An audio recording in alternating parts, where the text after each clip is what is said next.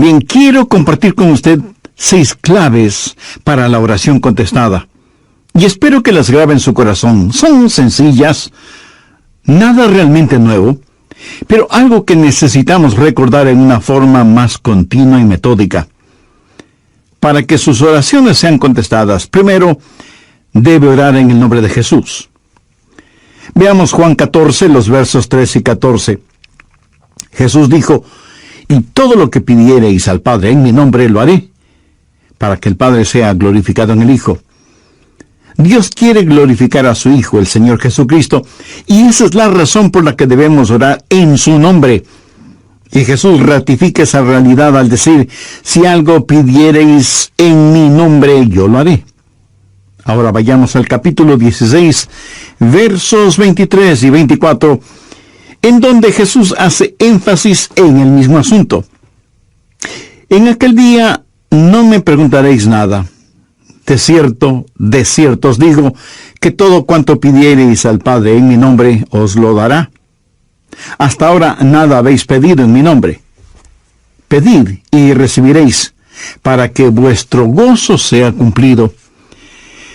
Muéstreme una persona cuyas oraciones le son contestadas, y de seguro que esa persona está llena de gozo. Jesús también dijo en Juan 14, 6, yo soy el camino y la verdad y la vida. Nadie viene al Padre sino por mí. Y esa es la verdad en cuanto a la oración. No hay forma de llegar a Dios el Padre sino únicamente por medio de su Hijo Jesucristo.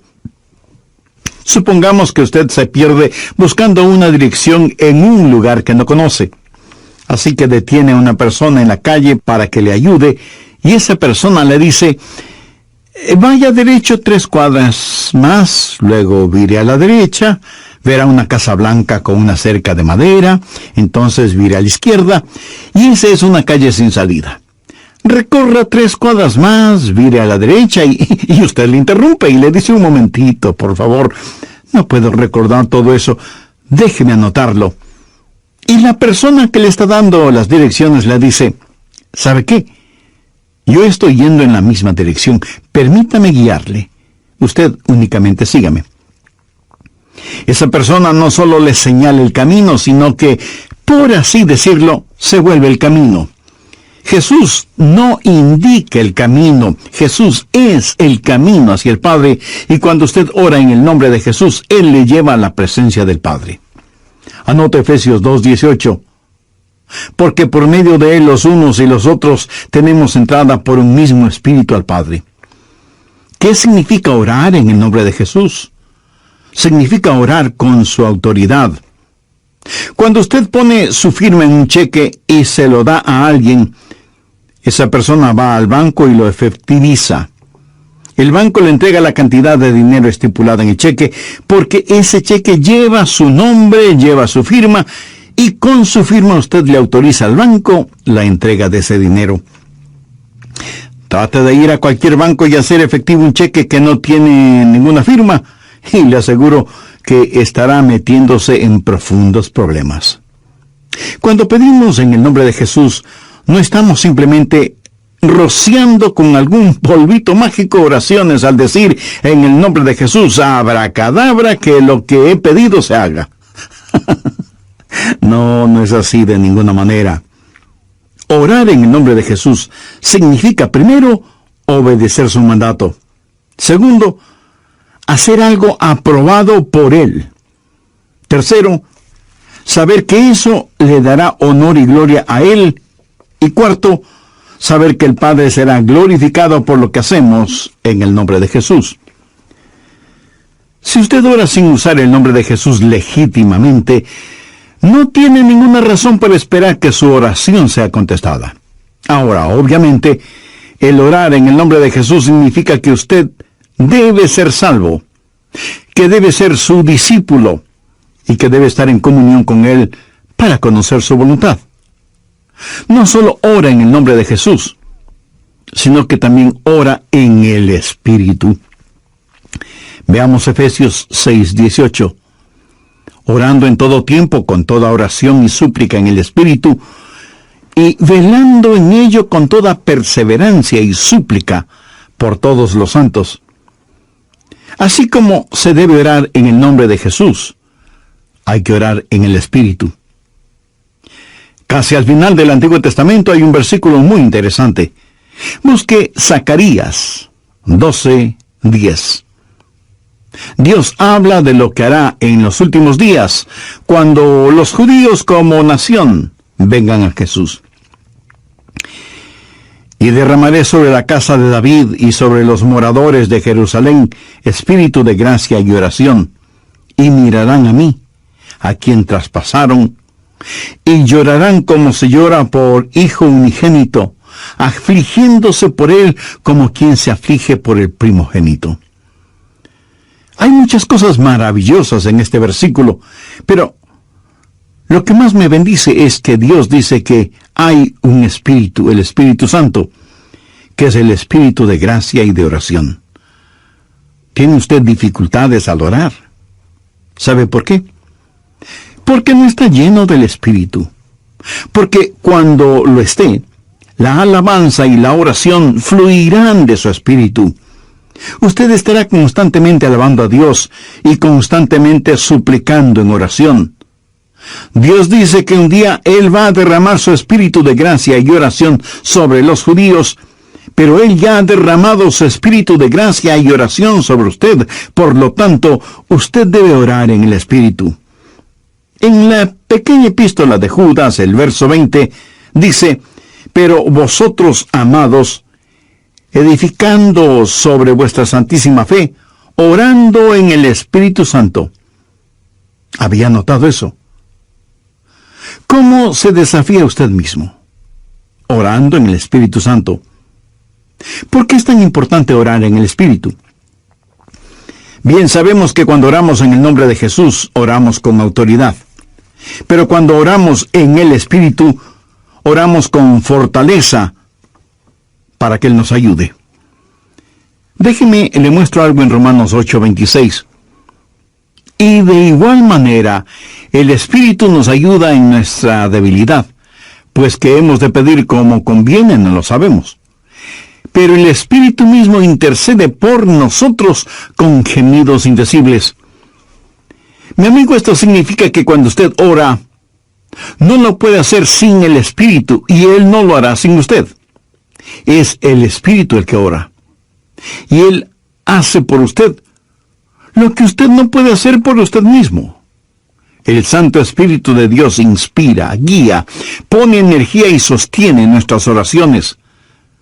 Nuestro espíritu humano es débil, y aunque el espíritu esté dispuesto, nuestra carne es débil. Por lo tanto, el Espíritu Santo nos ayuda en nuestra debilidad.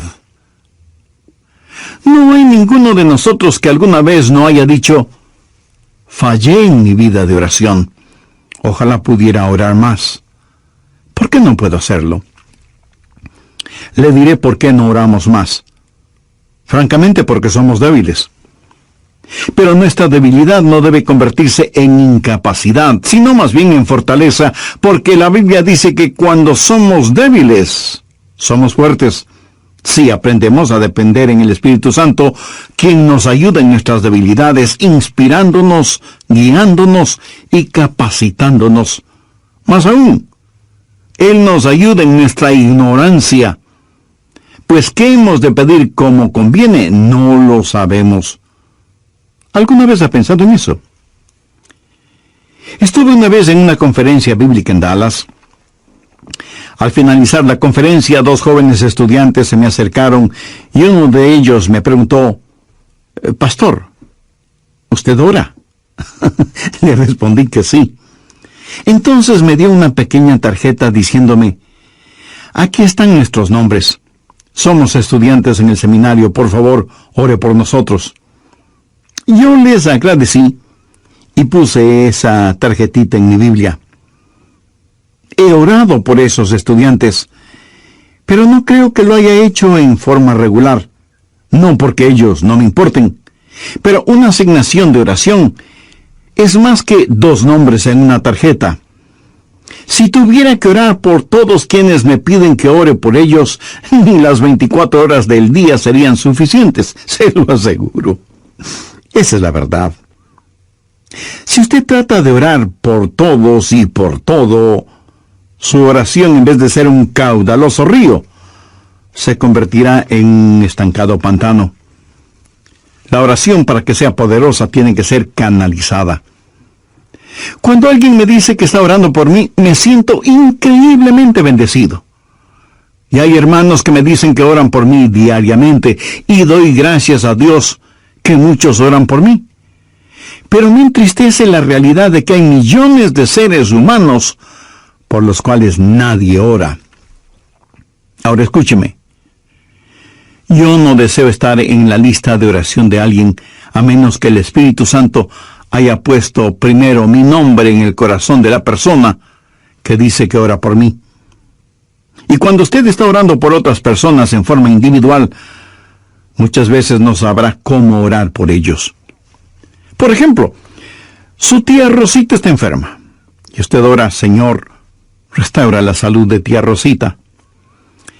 ¿Cómo sabe que Dios no está preparando a tía Rosita para llevársela al cielo?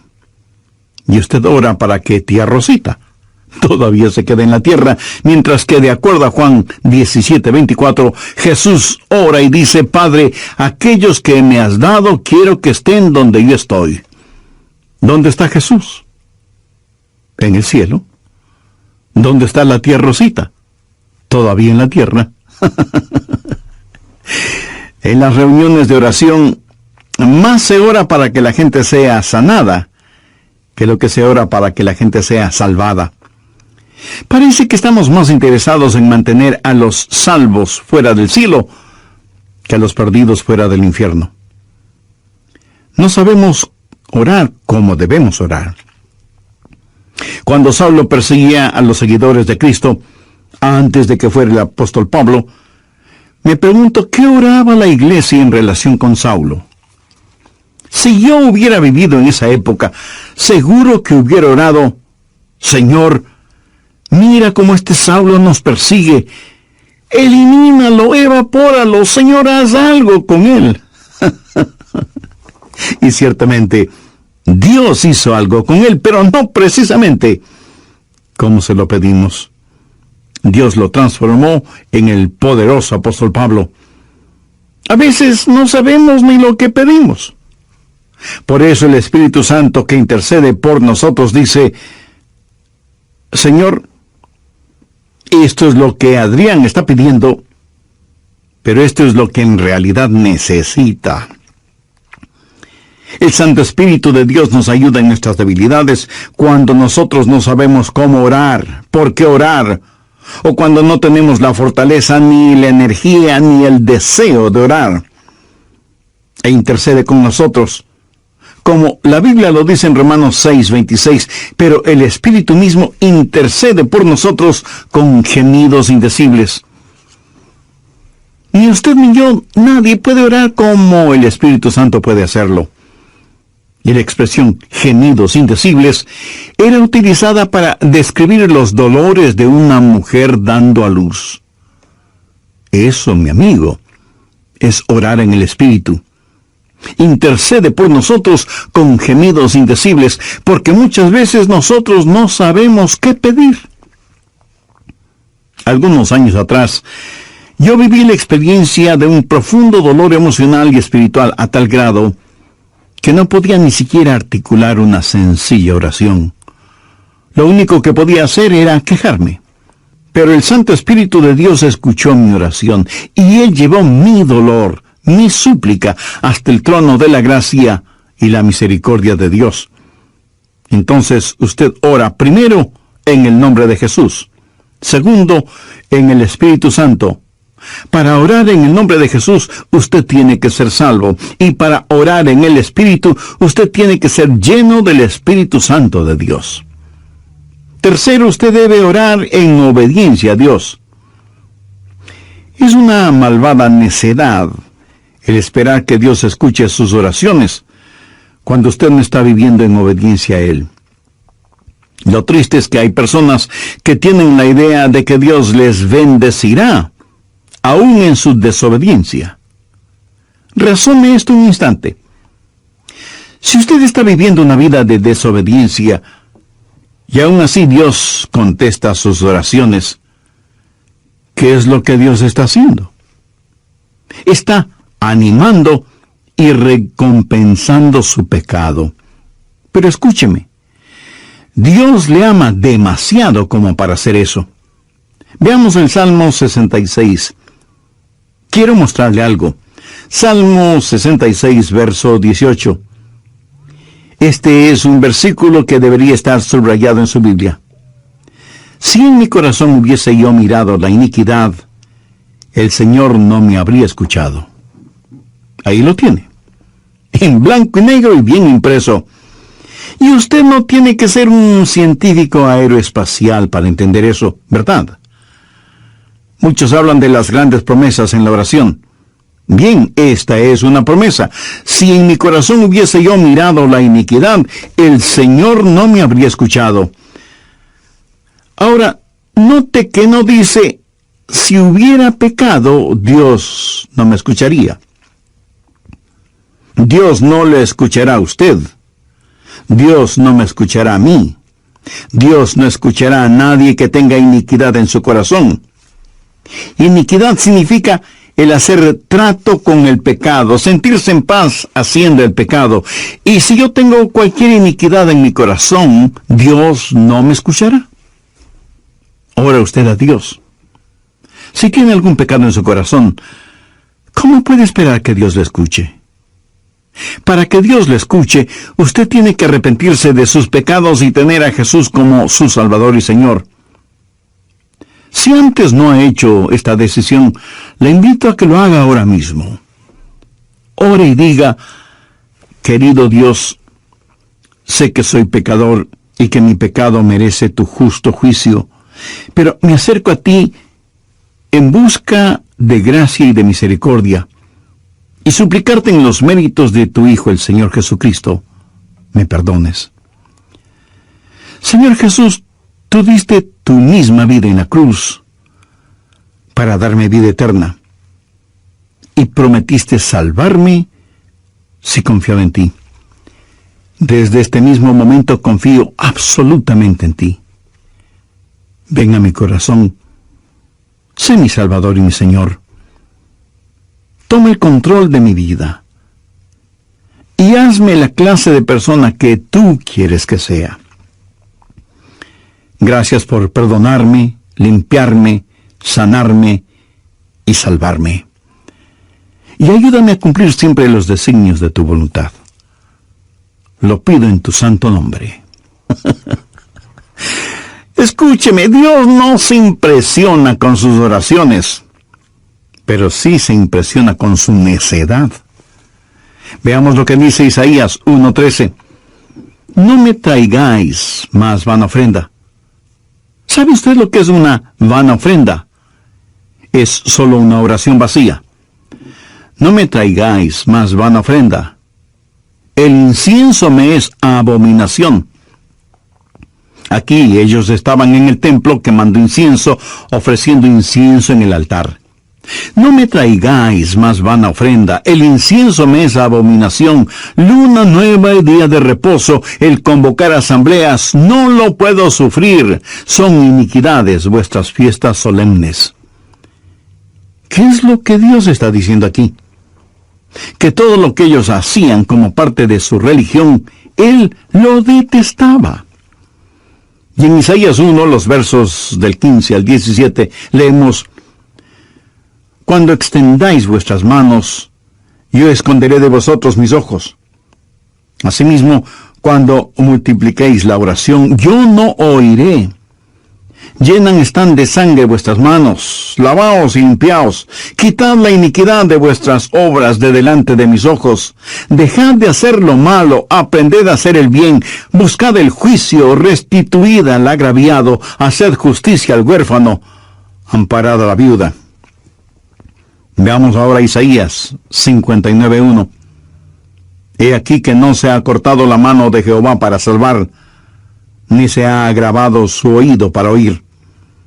Dios no se ha vuelto manco ni sordo, pero vuestras iniquidades han hecho división entre vosotros y vuestro Dios, y vuestros pecados han hecho ocultar de vosotros su rostro para no oír. ¿Ha leído alguna vez algo del libro de Esdras? Vayamos al capítulo 9, verso 6. Esdras está orando y dice: Dios mío, confuso y avergonzado estoy para levantar, oh Dios mío, mi rostro a ti, porque nuestras iniquidades se han multiplicado sobre nuestra cabeza, y nuestros delitos han crecido hasta el cielo. Mi amigo, debemos orar en obediencia. Para resumir un poco todo esto, vamos a la primera epístola de Juan. No el Evangelio de Juan, sino la primera epístola de Juan, capítulo 3, verso 22. Y cualquier cosa que pidiéramos, la recibiremos de Él, porque guardamos sus mandamientos y hacemos las cosas que son agradables delante de Él. Los rebeldes jamás verán sus oraciones contestadas. Déjeme retroceder un poco las páginas de la historia. ¿Recuerda cuando Israel había conquistado Jericó? Y tuvieron que pelear contra un pequeño pueblito. No era ninguna gran ciudad. Un pueblito llamado Ai. Apenas 3 letras, H, A, I, Ai. Y sin embargo, los israelitas tuvieron que huir, como se dice vulgarmente, con el rabo entre las piernas, ignominiosamente. ¿Por qué me estás orando? No puedes utilizar tus oraciones como una cortina de humo para ocultar el pecado que hay en medio del pueblo. Enfrenta y elimina ese pecado, y entonces oiré tus oraciones. Cuarto, usted debe orar en la voluntad de Dios. No solo conocer a Jesús, no solo ser lleno del Espíritu, no solo obedecer los mandamientos, pero aún habiendo hecho todo esto, todo lo que usted desea no es necesariamente la voluntad de Dios para usted. Anote 1 de Juan 5, versos 14-15. Y esta es la confianza que tenemos en Él, que si pedimos alguna cosa conforme a su voluntad, Él nos oye. Y si sabemos que Él nos oye en cualquier cosa que pidamos, sabemos que tenemos las peticiones que le hayamos hecho. Orar en la voluntad de Dios. Y usted no encuentra la voluntad de Dios simplemente por adivinación. Pastor, ¿cómo voy a conocer la voluntad de Dios? Bien, permítame hacerle una pregunta. ¿Quiere en realidad saberlo? Y usted me responde, bueno, no sé si quiera saberlo o no. Entonces le haré otra pregunta. ¿Quiere hacer la voluntad de Dios? Y usted me responde, sí, claro que sí. ¿La quiere hacer realmente? Quiero decir, si Dios le dijera este mismo momento, hay algo que deseo que hagas, ¿lo haría? ¿Sabe usted cuál sería la primera pregunta debido a nuestra naturaleza humana? ¿Qué es, Señor? Esa no debería ser la primera pregunta o la primera respuesta. Usted no puede contestar una pregunta con otra pregunta. Usted debe contestar esa pregunta con una afirmación. Adrián, hay algo que quiero que hagas. ¿Lo harás? Yo debo contestar, sí, Señor, lo haré. ¿Qué es lo que quieres que haga? Mira, la manera de conocer la voluntad de Dios no es sabiendo lo que es, sino comprometiéndose a hacerla aún antes de saber lo que es. Eso es confianza. Sencillamente diga, Señor, estoy listo, y haré lo que quiera que tú quieras que haga. Y aunque esa frase pueda trabar nuestra lengua, destraba nuestra capacidad de obediencia. Debo admitir que muchos tienen temor de la voluntad de Dios. De alguna manera se les ha metido la idea en la cabeza de que si se prestan para servicio bajo la voluntad de Dios, van a terminar como misioneros en el país de Sal si puedes, viviendo en una choza con piso de tierra y comiendo carne de serpiente o quién sabe qué otros exóticos alimentos. ¿Sabe qué? Pudiera ser que así suceda. La forma de conocer la voluntad de Dios es aceptando la voluntad de Dios antes de conocer cuál es la voluntad de Dios. Y aunque suena complicado lingüísticamente, espiritualmente no lo es. Pero usted me dice, pastor, quiero más detalles. Muy bien, le voy a dar más detalles. La voluntad de Dios es buena, perfecta y aceptable. Y si piensa que esto lo digo porque soy muy inteligente, pues siento desilusionarle. Veamos qué dice Romanos 12, versos 1 y 2. Así que, hermanos, os ruego por las misericordias de Dios, que presentéis vuestros cuerpos en sacrificio vivo, santo, agradable a Dios, que es vuestro culto racional. No os conforméis a este siglo, sino transformaos por medio de la renovación de vuestro entendimiento, para que comprobéis cuál sea la voluntad de Dios, agradable y perfecta. Usted no necesita saber nada más que esto. La voluntad de Dios es buena, agradable y perfecta. Preséntese usted mismo como un sacrificio vivo y santo delante de Dios, y usted, sin ninguna sombra de duda, conocerá y comprobará que la voluntad de Dios es siempre buena, agradable y perfecta. La oración es para manipular la voluntad de Dios, para que se amolde a la suya. Es descubrir la voluntad de Dios y meterse de cabeza en ella. Pero escúcheme con atención. En última instancia, usted no encuentra la voluntad de Dios. La voluntad de Dios lo encuentra usted. Cuando su corazón está bien con Dios, usted presenta su cuerpo como un sacrificio vivo y rehúsa el ser amoldado por el sistema y los valores del mundo, para más bien ser transformado, renovado en su mente y empezar a pensar los pensamientos de Cristo y, por lo tanto, tener la capacidad de orar en la voluntad de Dios. Quinto, orar en comunión con los creyentes. Por favor, busque el Evangelio de Marcos, capítulo 11, los versos 25 y 26. Y cuando estéis orando, perdonad si tenéis algo contra alguno, para que también vuestro Padre que está en los cielos os perdone a vosotros vuestras ofensas. Porque si vosotros no perdonáis, tampoco vuestro Padre que está en los cielos os perdonará vuestras ofensas. Mi amigo, no se olvide que un pecado no perdonado es la más formidable barrera contra la oración. Tantas personas se preguntan por qué sus oraciones no son contestadas cuando están guardando tremendos resentimientos en su corazón. Le pregunto, ¿ese resentimiento, ese enojo, vale la pena tenerlo? Lo que es peor, ¿vale la pena ir acumulándolo, guardándolo, hasta que por fin estalla, hiriendo no solo a quienes motivaron ese enojo, sino a usted mismo? La satisfacción carnal de guardar un resentimiento contra alguien no vale de ninguna manera la pena porque impide que nuestras oraciones sean contestadas. Escuché de una pequeña niña que una noche, por haberse portado mal, su mamá le mandó temprano a la cama. Pero antes de acostarse, la niña debía orar. Ella así lo hizo. Oró por su hermana y su hermano, oró por su papá y su abuelita, oró por sus amigas en la escuela, oró por su profesora, oró por su perro y por su gato, y finalizó con un alegre amén. Luego, mirando a su madre, le dijo, como habrás notado, mamá, tú no estuviste en mi oración.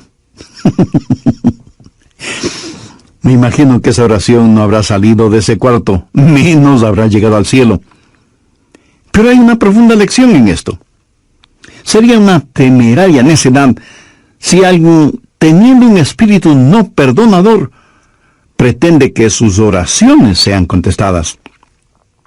Y esto es verdad de manera especial. No tengan estorbo. Muchos esposos y esposas, aun siendo creyentes, viven como perros y gatos. Son como palo y piedra porque sus oraciones no son contestadas.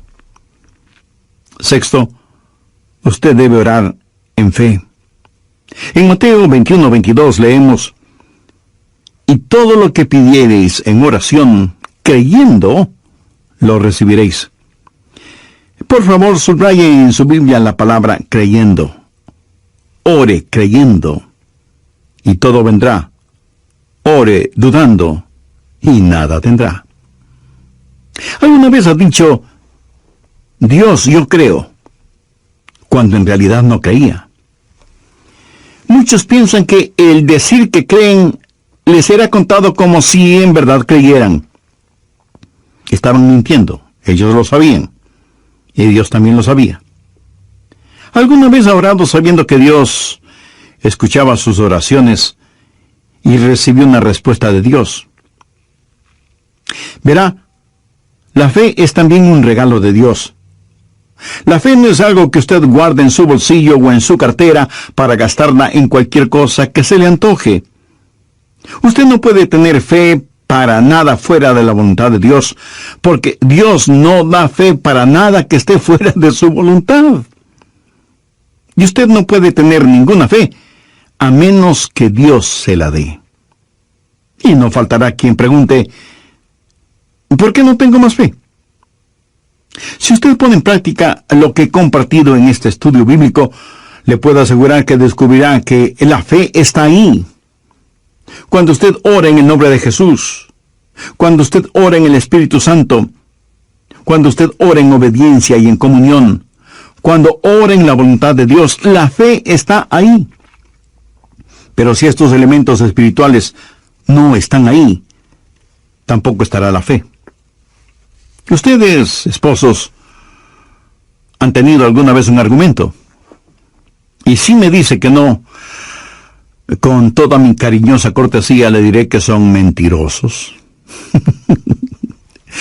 Cuando marido y mujer tienen un argumento y no lo solucionan, y luego se arrodillan para orar por su hijito enfermo, ¿no se sienten espiritualmente enfermos? ¿No sienten que están actuando hipócritamente? Saben que sus oraciones no se elevarán ni un centímetro del piso y por lo tanto jamás llegarán al cielo. No tienen ninguna fe como para que sus oraciones sean contestadas. Cuando sus corazones sean justos, puros y limpios, y palpiten al mismo compás espiritual, entonces tendrán fe. Y al tener fe, esa fe será el combustible para transportar su oración hasta el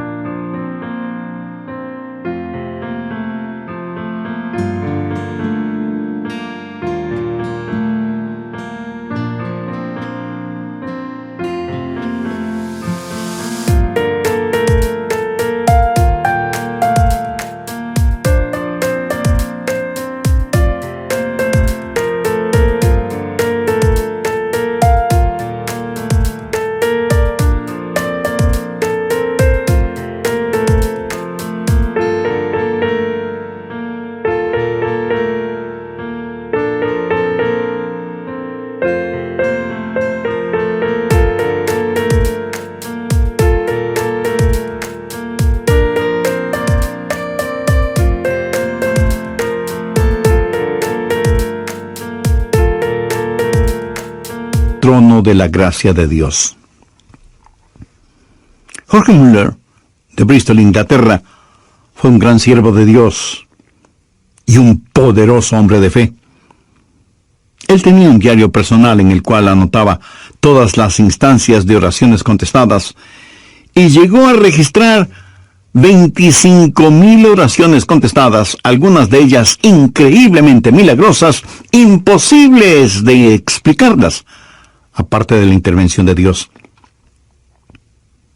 Alguna vez alguien le preguntó a George Mueller: ¿cuál es el secreto para que las oraciones sean contestadas? ¿Sabe cuál fue su respuesta? tenga fe en Dios. Tenga fe en Dios. Ahora, yo no creo que él dijo tenga fe en Dios, sino que dijo tenga fe en Dios. Verá, en realidad no es una gran fe la que necesitamos, sino que necesitamos tener fe en un gran Dios. Fe no es solo un sentimiento positivo, ni el que usted se vuelva frenético o fanático, sino tener la absoluta confianza de que Dios hará lo que usted le ha pedido, si ese pedido está encuadrado dentro de los parámetros de la voluntad de Dios. Los discípulos le dijeron a Jesús: Señor, enséñanos a orar. Y ese debe ser nuestro pedido también, para que Dios nos ayude a ser hombres y mujeres de oración. Nosotros que se resiste a orar, preferimos ocuparnos en cualquier otra cosa en vez de orar. Y eso se debe a nuestra naturaleza carnal y pecaminosa. Por eso necesitamos la ayuda de Dios para que amemos de tal manera a Jesús y seamos llenos de su Espíritu Santo, para que la oración fluya de nosotros en forma constante y que oremos siempre en el nombre del Señor Jesucristo. ¿Ha notado con qué facilidad podemos pasar horas haciendo deportes o realizando nuestros pasatiempos favoritos o simplemente mirando programas en la televisión? Pero ¿qué trabajo nos cuesta invertir unos minutos en la oración? La oración eficaz, mi estimado amigo, debe ser un acto intencional de nuestra voluntad. No debemos acercarnos al trono de la gracia en forma casual, sino en forma totalmente intencional. Seguramente entre quienes me escuchan habrá quienes, a pesar de ser religiosos, este asunto de la oración es muy secundario en sus vidas. Ahora, si usted aún no es salvo, mayor razón para que ore a Dios. Lo puede hacer este mismo momento diciendo con sus propias palabras algo como la siguiente oración: Dios eterno, reconozco que soy una persona que no me ha acercado a ti en oración, sino en raras ocasiones. Reconozco también que soy pecador, que estoy perdido y que necesito ser salvo para tener la seguridad de ir al cielo cuando me llames a tu presencia.